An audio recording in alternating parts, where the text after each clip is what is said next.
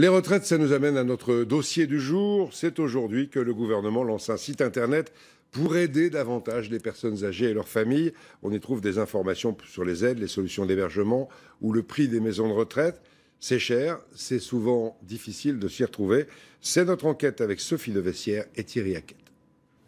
Madeleine est pensionnaire dans cette maison de retraite depuis 2 ans.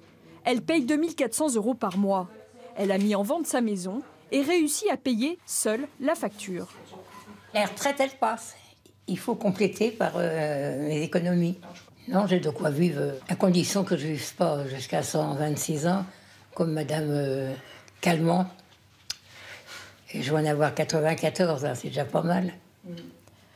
Pour les pensionnaires et leurs familles, le sacrifice est souvent important.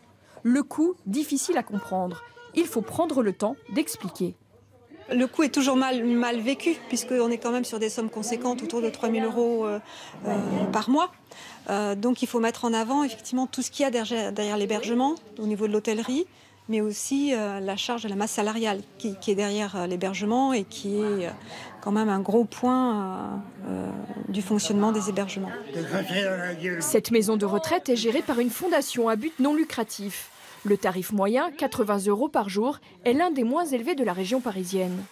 La plupart des maisons médicalisées privées affichent en Île-de-France des prix proches de 100 à 150 € par jour. Il faut donc débourser en moyenne 3 046 € par mois.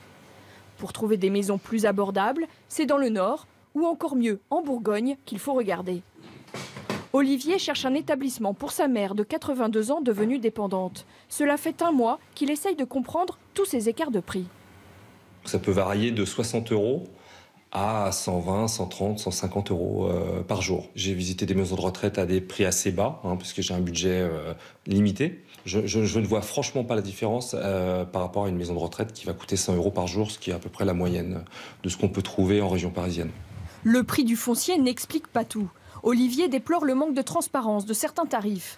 Et malgré les aides, il devra sans doute compléter la retraite de sa mère pour lui offrir une place dans un établissement.